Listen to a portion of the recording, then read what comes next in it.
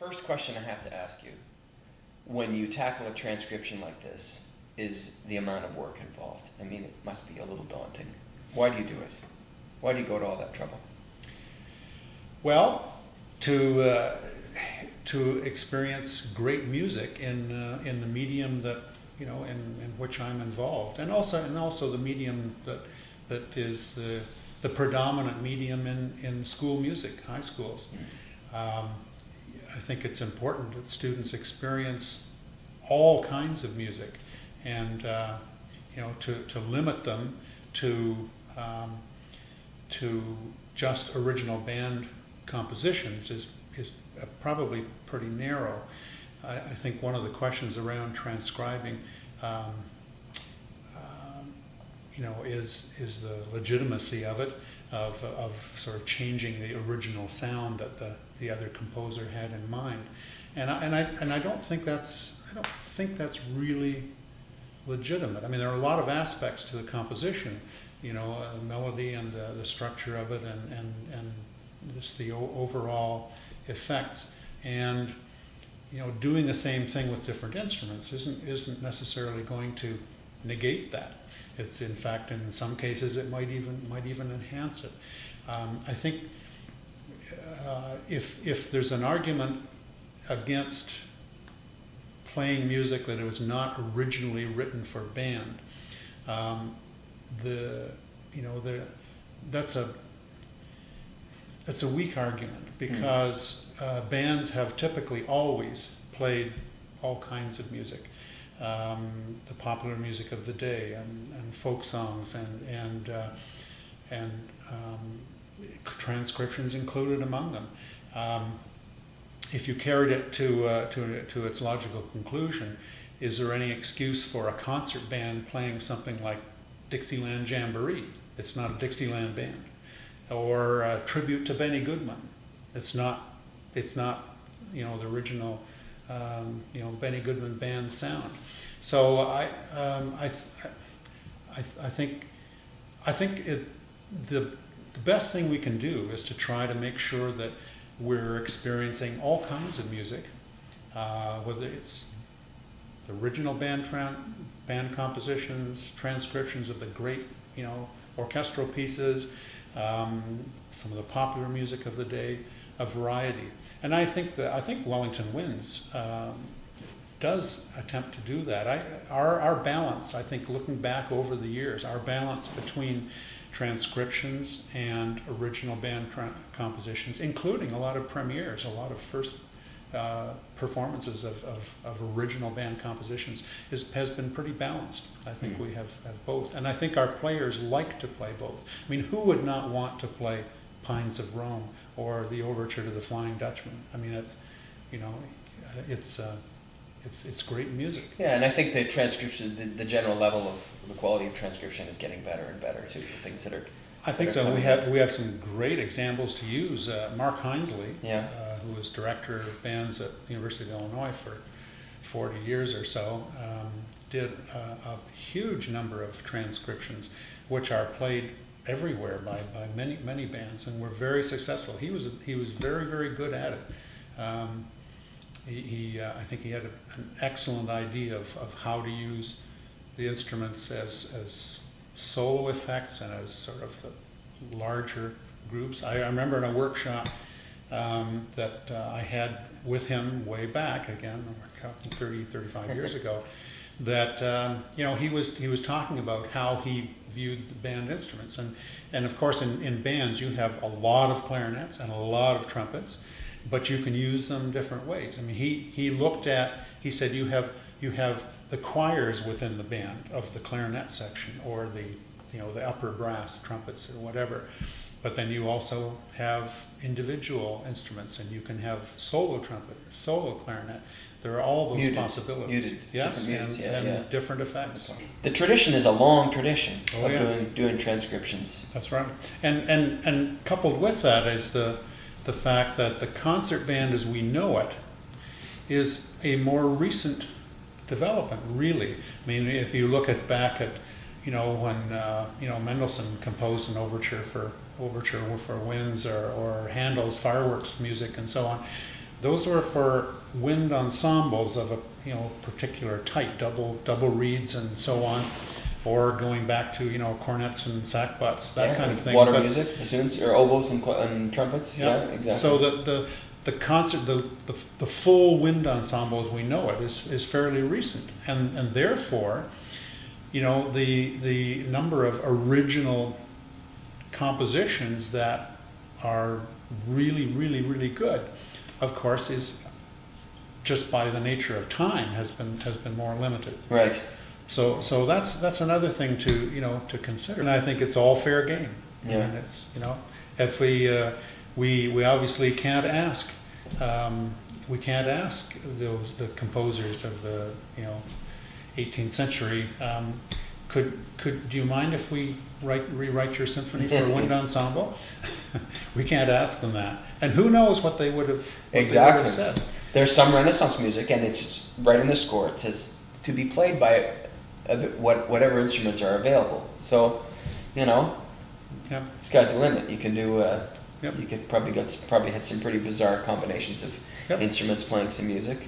And some of those have been, the Haydn Military Symphony. Mark Hinesley did a transcription of the whole symphony for a wind ensemble, and as a military symphony, perhaps Haydn would have said, "Gee, I wish I had done that." Yeah. That's Why didn't I think of that? We'll never know. Yeah. I've done a number of things, most of which have been played by the winds.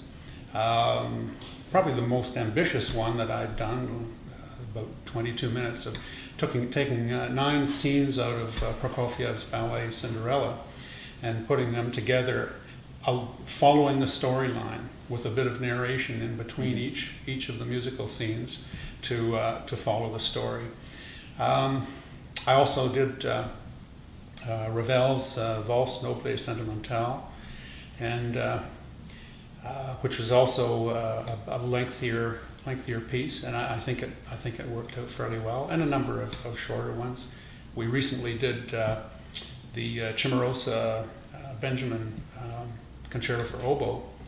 A transcription of a transcription. That's right. Again, you see, that's not really an original. Not only not an original band composition, but not even an original orchestral composition, having originally been written based on keyboard sonatas. Right. So this piece that you've chosen, Berg, the 4 early songs, it's actually from a larger collection of songs, and you've just chosen 4. That's right. Why Berg?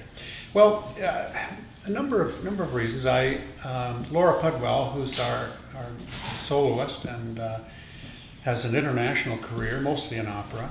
I heard her about 11 or 12 years ago do the original version with piano at Wilfrid Laurier University, and so I could tell that she loved these songs. And would you like to do these with the Wellington Winds, a wind ensemble? And she jumped at the opportunity and said she'd love to do it. So, but this is tough, though. I mean, this kind of orchestration, this is really, really difficult to work. Well, the orchestration for these songs, and of course, keeping in mind that he wrote these songs when he was just in his early 20s, around 1905 or so, and he didn't orchestrate them himself until more than 20 years later, 1928 or so, I think. So, of course, he obviously made some adjustments and changes in the orchestration. But it certainly presents lots of challenges because, first of all, you're accompanying a voice. And so you don't want the band to overpower the voice. His orchestration was fairly transparent in using a lot of different colors of instruments at different times. Rarely is there sort of a full orchestra sound going on, and so I certainly attempted to keep to that. So rarely is ever the whole band just sort of playing all together at one time. Unless she's not singing. In the and there are a few spots like that. But for the most part, using the instrumental colors available in the band, and giving all the players some interesting bits to do, as he did in the orchestration. Mm-hmm. So there's a lot of sort of cascading triplets and sextuplets and so on that go from instrument to instrument. But that also makes it a fairly difficult piece to prepare.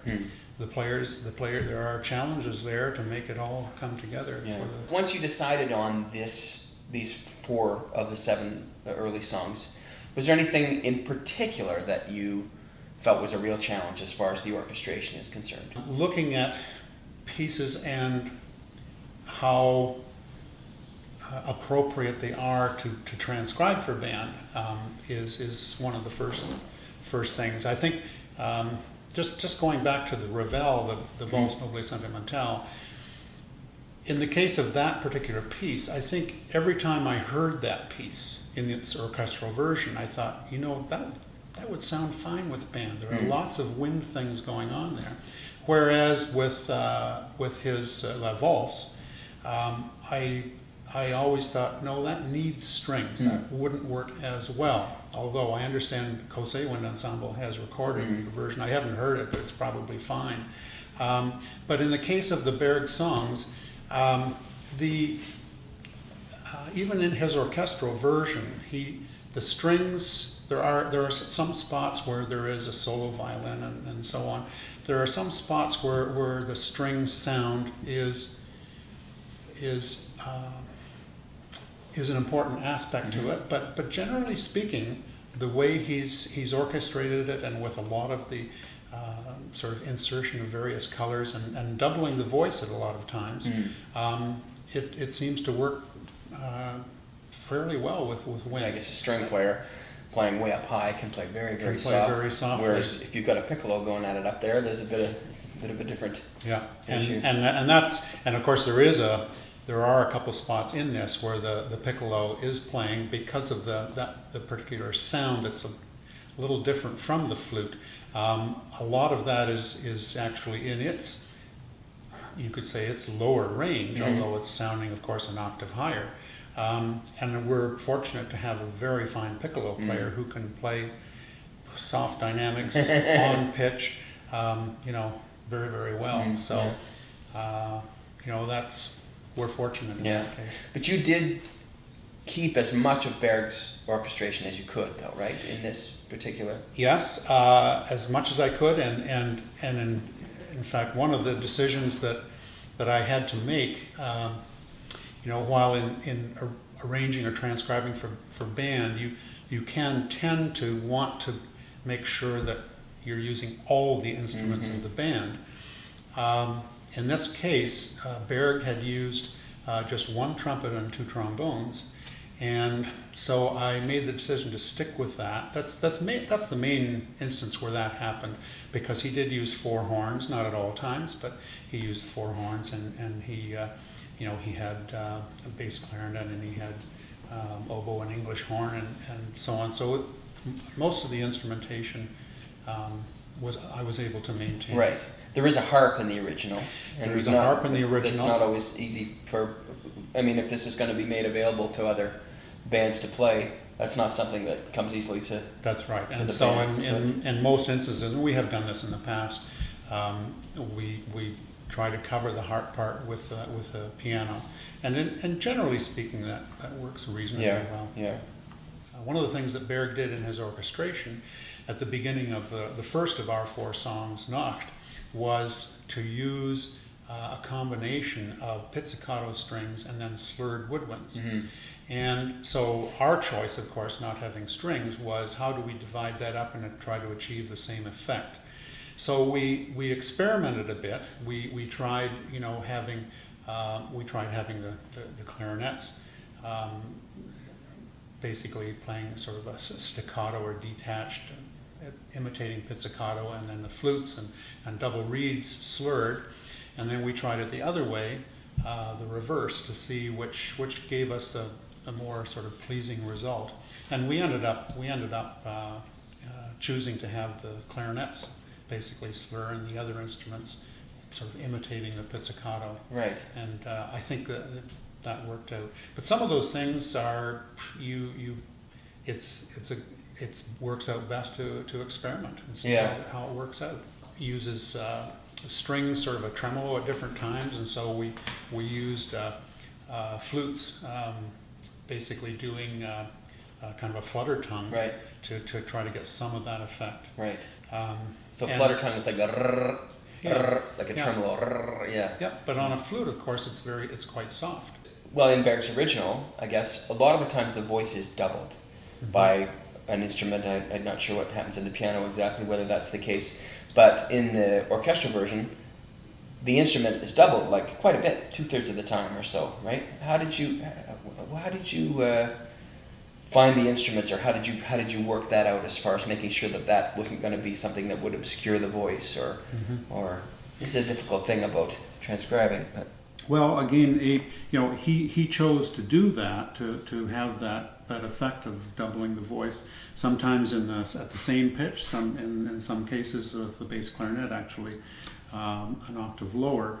And I guess for my purpose then, looking at what he used and also attempting to use different colors, different instruments, whether it's the English horn at times, and sometimes it'll be the English horn and then might switch to another instrument, or the bass clarinet, considering perhaps it was cello or something else, in the original orchestration. Basically, you're trying to think, well, not just is there an instrument that sounds like the cello, but is there an instrument that would give a nice effect in a similar way along with the voice and doubling the voice? Not necessarily that it sounds like a cello, but that will sort of accomplish the same kind of effect. You consider the instrumentation normally. The flutes are the highest, the clarinet, oboe coming down through the saxophones, bass clarinet into the lower brass, trumpets in the middle somewhere. Berg, he doesn't always use the instruments in the way that they would normally appear as far as register. In this movement, he starts out with the voice actually having the lowest voice in the harmony, and he has the clarinets up quite high, and he inverts some of the normal placement where you would have. He brings them so that the colors are completely different. So have you tried to maintain that in your orchestration? In this case, yes. The two clarinets.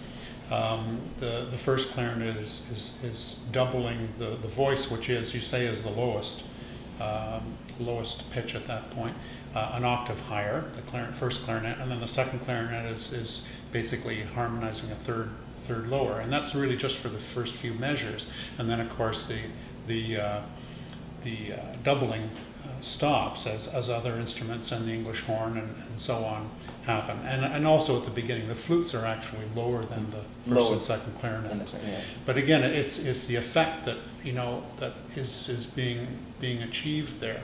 I think one of the things that obviously he had in mind, and I like to think that it's worth considering those kinds of things, is that it's not necessarily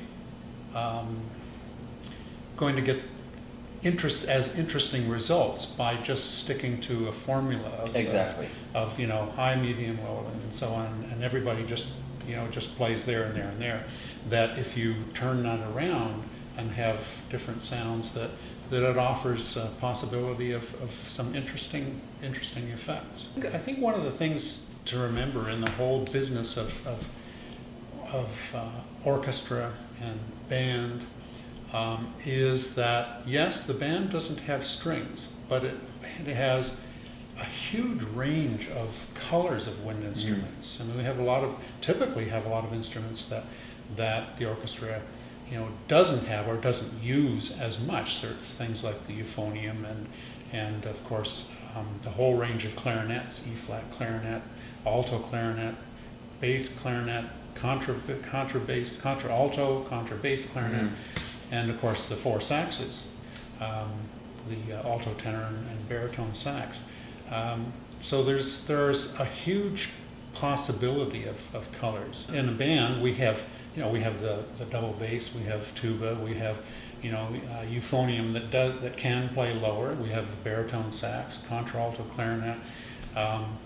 Interestingly, in Berg's orchestration, in a few spots, he has the French horns playing very low in their register, right down in the mid to lower bass clef. Hmm. So there are possibilities to cover the bass sounds. And we do have string bass as well. That's right. In the band, so that can be very helpful.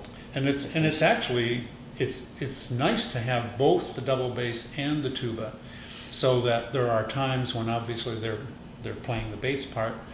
There are times when one's playing, not the other, and you have the advantage of having both of those. Whereas in an orchestra, you have the double bass section, and you don't necessarily have as many options. Yeah. I think of Berg as being an exceptionally fine composer. I remember attending a performance of Lulu once, and we were relatively close to the orchestra pit, and I was, not only watching what was going on stage, but listening to what was happening in the orchestra pit. And I remember thinking a lot of times, my goodness, there's some wonderful things going on in that orchestration. So he was no slouch as an orchestrator, I don't think. And I think this is an example where he chose to use different instruments. When I think of Berg, I mean, he was part of the Second Viennese School along with Webern and Schoenberg. I personally, my personal opinion is that somehow he shines above in a musical and way that he talks to, speaks to the audience. I remember hearing he wrote a gorgeous violin concerto, and I remember CBC's program Pincus, the violin concerto according to Pincus, and they did a number of the main violin concertos, and they did the Berg violin concerto, and they asked Pincus, now what is it about this? And he said, well, it's perfect. It's just perfect the way it is. And I remember the very same thing happening with a performance of Wozzeck on the Met broadcast, and they interviewed James Levine, and they asked him, again, why are you attracted as much as you are to Wozzeck and Lulu? And he said, well, Wozzeck, it's just perfect. Yeah. We use the same word. Isn't that amazing? And coming from Pincus, Zuckerman, and from James Levine, I feel that there's an awful lot of genius. Probably and passion and romanticism. This music. Some of the music is extremely romantic. Very romantic. And if you approach it in that way, it's really touching. I mean, it can really speak. Berg was a romantic. Yeah. There's no way around it. He grew up with, the late romanticism, late 1800s, and music of Wolf and so on, Strauss and all these authors, these German romantic authors, and so a lot of these songs are based on that. So that's where his sort of roots were, and Berg was also a very sort of practical and an eclectic composer. I mean, we can talk about atonal, the atonal period and Wozzeck and 12-tone and Lulu and so on, but if you look at Wozzeck as an example, and all of his music, but in Wozzeck, I mean, it's atonal in some sense, and in another sense, it's completely diatonic. Yeah, I mean, it has before the last scene, he wrote what's referred to as the D minor interlude. Yeah. Well, that's not exactly atonal. Right. So he was a very, very eclectic, and he used techniques and what made musical sense.